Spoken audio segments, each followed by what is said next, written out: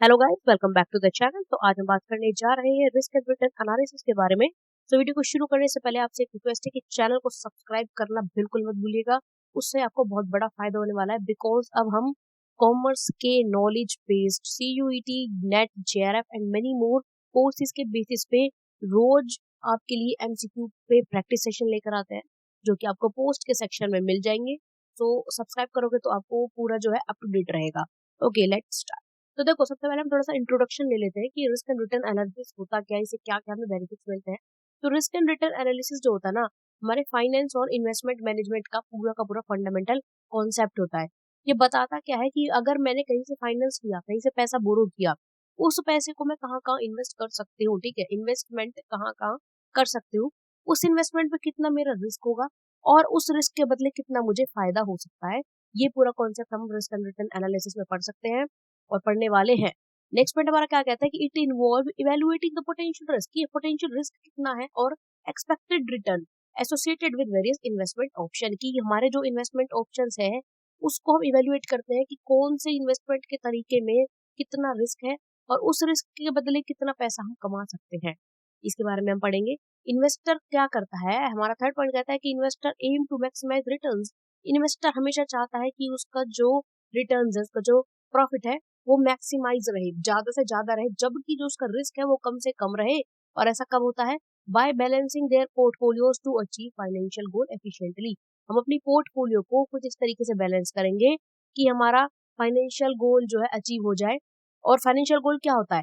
Risk minimum रहे और हमारा रिटर्न जो है वो हमारा मैक्सिमम रहे। ठीक है, तो अब हम अपने अगले टॉपिक के बारे में बात करते हैं, जो कि है रिस्क।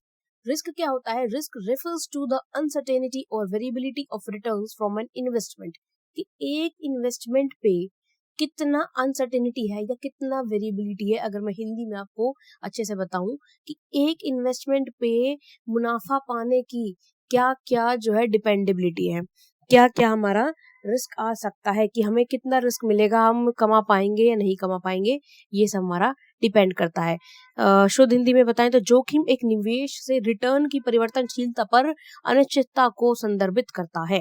ओके, कि एक इन्वेस्टमेंट से आपको पैसा कमाने को मिलेगा या नहीं मिलेगा, because business is full of uncertainty. Second point कहता है it represent the possibility that actual return will differ from expected return.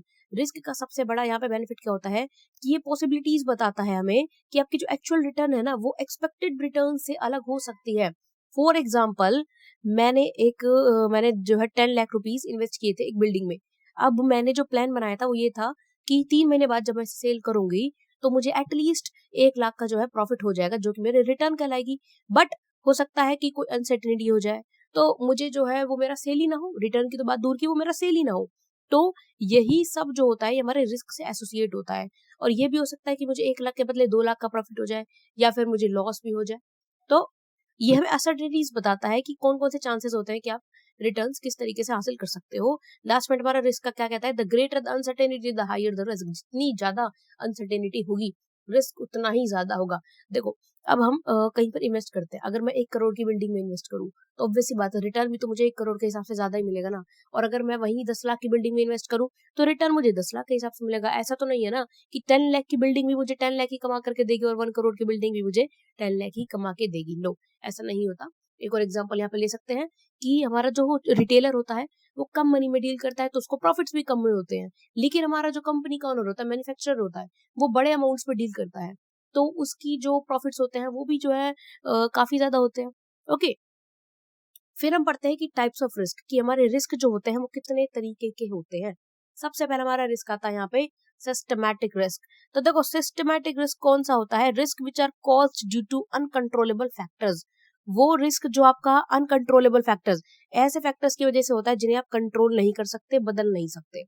Okay, जो आपके बिजनेस के जो है अंदर ही मौजूद होता है, और the affect almost all the industries in a similar way. कि जो सिस्टमैटिक रिस्क होता है ना, ये एक पर्टिकुलर बिजनेस को अफेक्ट नहीं करता, बल्कि ये सभी बिजनेस को कॉमन तरीके से, समान तरीके से अफेक्ट करता है। अब यहाँ पर एक मैं छोटा सा आपको एग्जांपल दूं कि जब कोविड आया था, किसी एक इंडस्ट्री को नुकसान नहीं होता ना, सभी को नुकसान हुआ था। Okay, these risk are practically impossible to protect. और ये कुछ इस तरीके के रिस्क होते हैं जिनसे कि प्रोटेक्शन नहीं कर सकता, मालिक के हाथ में नहीं होता कि वो इस रिस्क को टाल दे या कुछ करके इसे जो है पोस्टपोन कर दे। This can not be controlled, hence affect our assets a lot. और क्योंकि अनकंट्रोलेबल होते हैं, अनसर्टेन होते हैं और हमें ये भी नहीं पता कि कितना और कब तक अफेक्ट करेंगे, तो ये हमारी एसेट को बहुत ज्यादा अफेक्ट करते हैं। यहाँ पर एक एग्जांपल है, एग्जांपल से पहले यहाँ पे तीन चीजों का मिलाकर के रिस्क होता है, market risk, purchase power risk और इंटरेस्ट रिस्क। तो सबसे पहले हम मार्केट रिस्क के बारे में बात करते हैं, इसमें देंगे आपको एग्जांपल्स। तो देखो, सिस्टमैटिक रिस्क का पहला पार्ट मार्केट रिस्क क्या होता है, risk caused due to market cycles, demand and supply pressure. आपके मार्केट की साइकिल की वजह से, आपके प्रोडक्ट की डिमांड की वजह से, या आपके ऊपर सप्लाई के प्रेशर की वजह से जो आपको नुकसान होता है, वो हमारा मार्केट रिस्क होता है। Sudden movement in a market and change in a public fashion. और ये इसका एक एग्जांपल है कि आपके मार्केट में एक सडन मूवमेंट आ जाए, चेंज हो जाए, फिर चाहे तो वो फैशन चेंज की वजह से आपके प्रोडक्ट की डिमांड गिर जाए, या फिर फैशन चेंज की वजह से आपके प्रोडक्ट की डिमांड बढ़ जाए। यहाँ पर एग्जांपल देते हैं कि हमारे जो बेल बॉटम्स थे पहले इतने सेल नहीं होती थी, लेकिन सडनली मार्केट में रेवोल्यूशन आ गया, बेल बॉटम्स ट्रेंड में आ गए और अब देखो उनकी कितनी डिमांड होती है।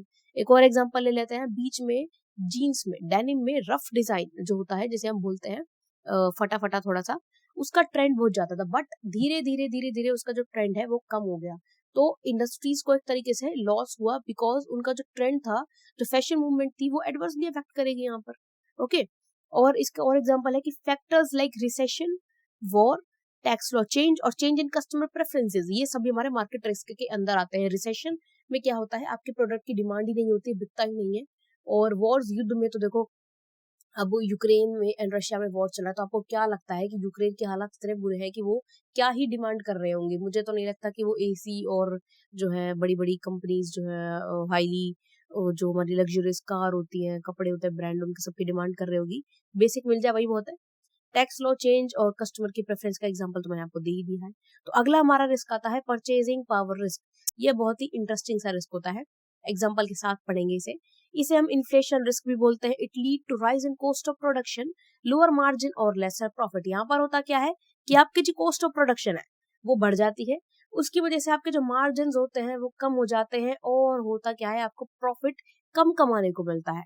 अब यहाँ पर एग्जाम्पल ले लेते हैं। इमेजिन कीजिए कि आपके पास, आपके वॉलेट में आज 50 रुपए है, ओके, 50 रुपीज। आप सब्जी वाले की दुकान पर जाते हो, ग्रोसरी स्टोर पर, और आप 1 लीटर दूध लेते हो जिसकी कीमत भी 50 रुपए है। ओके, तो आपने क्या किया, you decide not to buy the milk today. आपने सोचा कि आज मैं दूध नहीं खरीदता हूँ, ये जो पैसा है इसको बचा के रखते हैं। ओके, अब 1 साल बाद आप सेम स्टोर पर सेम 50 रुपए लेके दूध वाले के पास गए कि भाई मुझे दूध दे दे, लेकिन ड्यू टू द इन्फ्लेशन अब जो दूध का प्राइस है वो हो गया 55 रुपीज। तो आपके लिए, क्योंकि आपके पास 5 रुपए कम है, आपके लिए वो दूध खरीदना जो है पॉसिबल नहीं है। तो इसे ही हम कहते हैं परचेजिंग पावर रिस्क, कि आपके पास पैसा भी उतना ही है, रिसोर्स भी उतना ही है, लेकिन अब आप वो चीज नहीं खरीद सकते। ओके, जैसे हम बोलते हैं ना कि पुराने जमाने में, कि हमारे पेरेंट्स के टाइम पे, ग्रैंड पेरेंट्स के टाइम पे सोना इतना सस्ता हुआ करता था कि अगर अब हमें मौका मिल जाए ना टाइम मशीन में जाकर के खरीदने का, तो पता नहीं कितना खरीद लाए। लेकिन अब बहुत से लोग अफोर्ड नहीं कर सकते, बिकॉज परचेजिंग पावर रिस्क आ गया गोल्ड मार्केट में। ठीक है, उसकी कीमतें ही इतनी ज्यादा बढ़ गई है कि उस हिसाब से खरीदना उसके लिए पॉसिबल नहीं है। फिर अगला आता है हमारा इंटरेस्ट रेट रिस्क। ये जो रिस्क होता है, इसमें हमारा इंटरेस्ट रेट बदल जाता है, जो कि हमारी फिक्स्ड इनकम की इन्वेस्टमेंट को इम्पैक्ट करता है, अफेक्ट करता है। एग्जाम्पल ले लेते हैं कि 2022 में reserve bank of India RBI ने रेपो रेट बढ़ाया था। इन्फ्लेशन को कंट्रोल करने के लिए रेपो रेट भी इन्होंने मल्टीपल टाइम्स बढ़ा दिया था। तो जो रेपो रेट था वो 4% से इन्होंने मई 2022 में 6.5% कर दिया, अर्ली 2023 में। तो उससे हुआ क्या, रेपो रेट जब बढ़ जाता है तो एक तरीके से हमारी इन्फ्लेशन कंट्रोल होती है, लोगों के पास से जो है पैसा खींच लिया जाता है और रिसेशन कर दिया जाता है। ओके, इसको डीप में समझना चाहते हैं तो बैंकिंग वाली प्लेलिस्ट में जा सकते हैं, नहीं तो कमेंट सेक्शन में मेंशन कर दीजिएगा, पर्सनल आपको क्लास पे बता दिया जाएगा। अगर आपको कोई भी ऐसा टॉपिक होता है जो कि आपको पर्सनली समझना है, तो आप कमेंट सेक्शन में मेंशन कर दीजिएगा, आपके लिए स्पेशल जो है जूम क्लास या फिर whatever in which you are comfortable arrange करा दी जाएगी। फिर हमारा आता है अनसिस्टमैटिक रिस्क। अनसिस्टमैटिक रिस्क में जो होता है, ये कंट्रोलेबल रिस्क होता है, जिसे कि एक बिजनेस वाला एलिमिनेट कर सकता है, एलिमिनेट ही कर सकता है, कंट्रोल की तो बात बहुत दूर की है। ओके, ये इंडिविजुअल कंपनी को अफेक्ट करता है, इंडिविजुअल इंडस्ट्री को अफेक्ट करता है, और इसे हम डाइवर्सिफिकेशन के थ्रू रिड्यूस कर सकते हैं, कम कर सकते हैं। डाइवर्सिफिकेशन मतलब चीजों में थोड़ा सा कुछ कुछ नया करके। ठीक है, अब हमारे पास 4 चीजें हैं, अगर हम 8 वैरायटी कर दे तो सब चीजें डिवाइड हो जाएंगे ना। तो उसे हम डाइवर्सिफिकेशन कहते हैं। एग्जाम्पल हमारा आता है बिजनेस रिस्क, फाइनेंशियल रिस्क और ऑपरेशनल रिस्क। बिजनेस रिस्क क्या होता है? Risk of doing business in a particular industry और एनवायरमेंट। एक पर्टिकुलर एनवायरमेंट में, पर्टिकुलर इंडस्ट्री में बिजनेस करना हमारा जो होता है बिजनेस रिस्क में आता है। It create due to uncertain returns on our investment due to environment. अब यहाँ पे क्या होता है, इन्वायरमेंट हमारा अनसर्टेन होता है, तो इस वजह से हमारे रिटर्न्स भी अनसर्टेन है। अब एक एग्जांपल आगे जाने से पहले मैं दे दूं। फॉर एग्जांपल मैंने फ्रोजन फूड की इंडस्ट्री में जो है अपना बिजनेस स्टार्ट कर दिया। अब फ्रोजन फूड जरूरी थोड़ी है कि मैं आज मकेन्स का बिक रहा है, कल को कुछ बात हो जाए, कोई अपना साइंटिस्ट कोई डॉक्टर बड़ा कह दे कि फ्रोजन फूड जो है ना बहुत नुकसान करते हैं, तो लोगों के ऊपर, फिटनेस वाले लोग है ना, तुरंत खाना बंद कर देंगे। तो मेरा तो नया का नया बिजनेस को जो है हार्म हो गया ना। तो अनसर्टेन बिजनेस, तो risk usually arise due to companies bad performance. और यहाँ पर जो रिस्क होता है ना, वो कंपनी की बैड परफॉर्मेंस की वजह से होता है। ठीक है, और इसे हम कुछ बदलाव करके चेंज कर सकते हैं। जैसा कि मैंने आपको बताया कि सपोज मैंने फ्रोजन फूड की इंडस्ट्री में जो है अपना बिजनेस सेटअप किया था, मैंने सिर्फ और सिर्फ 2 वैरायटी बनाई, फ्रेंच फ्राइज बना दी, नगेट्स बना दिए। अब यार सिर्फ 2 वैरायटी मेरी है, मकेन्स वाले ने 18 बना रखी है, तो मेरा बिजनेस कैसे उसके बराबर चल जाएगा? नहीं चल सकता ना। So I have to do some changes ना फॉर सक्सेसफुल ऑफ बिजनेस। तो एक और एग्जांपल यहाँ पे मैंने दिया है कि जेट एयरवेज एक बार हमारी इंडिया की लीडिंग प्राइवेट एयरलाइन हो सकती थी, हुआ करती थी सॉरी, लेकिन उन्होंने अपने ऑपरेशंस अप्रैल 2019 में बंद कर दिए। क्यों? क्योंकि उनके पास फाइनेंशियल डिस्ट्रेस था, पैसा नहीं था चलाने के लिए, और उन्होंने मल्टीपल बिजनेस रिस्क में जो है अपना पैर फंसा दिया, और उसके जो है उनकी वजह से उनका डाउनफॉल चालू हो गया, और हैंस हमारी जेट एयरवेज ही बंद हो गई। ओके, तो इस तरीके से बिजनेस रिस्क अफेक्ट करता है। फाइनेंशियल रिस्क पे बढ़ते हैं आगे। Risk cause due to inability of company to meet its financial needs. जब कंपनी के पास अपनी फाइनेंशियल नीड्स को पूरा करने के लिए पैसा खत्म हो जाता है, जैसे कि अपने इंटरेस्ट की payment, principal payment of funds borrowed. ठीक है, कंपनी ने 10 करोड़ रुपए बोरो किए थे, अब 10 करोड़ पे उनको जो होता है 1 लाख रुपए का, 10 लाख रुपए का इंटरेस्ट भी पे करना होता है। कंपनी के पास पैसा नहीं है, वेजेस सैलरी देने के लिए भी इंटरेस्ट और प्रिंसिपल अमाउंट तो कहाँ से पे करेगी? तो ये तो फाइनेंशियल रिस्क होता है, इसकी वजह से उसे कंपनी बंद करनी पड़ती है। एग्जाम्पल, बहुत ही बढ़िया एग्जाम्पल है यहाँ पर, रिलायंस कम्युनिकेशन, आरकॉम जिसे हम जानते हैं, जो कि अनिल अंबानी जी का है। Once was a major telecom player in India, बहुत ही मेजर टेलीकॉम प्लेयर थे इंडिया में, लेकिन उनके ज्यादा कर्जे की वजह से, हाई डेट की वजह से और इंटेंस कंपटीशन की वजह से उन्होंने बैंकरप्सी 2019 में डिक्लेयर कर दी थी। ठीक है, और यहाँ पर जो फाइनेंशियल रिस्क होता है ना, वो 2 तरीके का होता है, क्रेडिट रिस्क और लिक्विडिटी रिस्क। ओके, फिर हम आते हैं कि हम रिस्क को मेजर कैसे करेंगे। तो रिस्क को मेजर करने का सबसे पहला तरीका होता है standard deviation, measures the volatility of return. सबसे पहले आप क्या करोगे, अपने रिटर्न्स की वॉलेटिलिटी को मेजर करोगे। यहाँ पर जितना ज्यादा आपका स्टैंडर्ड डेविएशन होगा, आपका रिस्क उतना ही ज्यादा होगा। स्टैंडर्ड डेविएशन का फॉर्मूला सबको पता ही होगा, नहीं पता तो आगे बात भी करेंगे इसके बारे में, और नहीं तो आप कमेंट सेक्शन में मेंशन कर दीजिएगा। ओके, फिर हम आते हैं दूसरे तरीके, जो कि होता है बीटा का तरीका। Measure a stock sensitivity to market movement, की मार्केट की मूवमेंट से आपका स्टॉक कितना ज्यादा सेंसिटिव है, कितना ज्यादा अफेक्ट होता है। अगर आपकी बीटा की वैल्यू 1 के बराबर आती है तो means moves with the market. अगर आपकी बीटा की वैल्यू 1 से ज्यादा आती है, देन आपका जो मार्केट का जो वो है बहुत ज्यादा वोलेटाइल है। अगर आपकी बीटा की वैल्यू 1 से कम आती है, तो आपका जो प्रोडक्ट है वो मार्केट के लिए, आपका जो प्रो इन्वेस्टमेंट का रिस्क है वो कम वॉलेटाइल है। देखो आप क्या कोशिश करते हो कि आप जो है कम वॉलेटाइल वाला उठाओ रिस्क, क्योंकि ज्यादा वॉलेटिलिटी होती है ना, तो चांसेस भी ज्यादा होते हैं नुकसान के। अब यहाँ पे मैं एक ग्राफिकल रिप्रेजेंटेशन कर दूं। देखो मैंने एक्स एक्सिस पे नीचे यहाँ पर रिस्क लिया हुआ है, वेरिएंस के नाम से मैंने इसे नापा है, और फिर मैंने वाई एक्सिस पे एक्सपेक्टेड रिटर्न्स लिए है। ठीक है, द ब्लू डॉट प्लस का साइन या कट का साइन जिसे भी आप कहते हो, that is individual assets. The green line slash is efficient frontier, and the red dot is risk free asset, जो कि गवर्नमेंट बॉन्ड होती है ट्रेजरी बिल की तरह। यहाँ पर मैं कितना ही इन्वेस्ट कर दूं, मेरा जो रिस्क है वो 0 है। ओके, लेकिन आप देखोगे जैसे जैसे मेरा रिस्क एक्स एक्सिस पे बढ़ता जा रहा है, ठीक है, मेरी रिटर्न्स भी बढ़ती जा रही हैं। ओके, जब मेरा रिस्क यहाँ पर 0.0 से लेके 0.05 के बीच में था, मेरी रिटर्न 4 थी, लेकिन मेरी रिटर्न 6 कब हुई, जब मेरा रिस्क था 0.5 पे आ गया एग्जैक्टली। मेरी रिटर्न 7 कब हुई, 7 से 8 के बीच में, जब मेरा रिस्क 0.8 के अराउंड आया 10 से पहले। फिर मेरी रिस्क और मेरी रिटर्न 10 के आसपास कब हुई, जब मेरी रिस्क बढ़ गई। और ऐसे आप एंड में देखिएगा मेरा जो रिटर्न था वो 12 से भी ज्यादा हो गया, लेकिन यहाँ पर मेरा रिस्क भी तो 0.25 हो गया ना। सो इस तरीके से वर्क करता है। तो जितना ज्यादा आपका वेरिएंस होगा, स्टैंडर्ड डेविएशन होगा, उतना ही ज्यादा आपका रिटर्न होगा।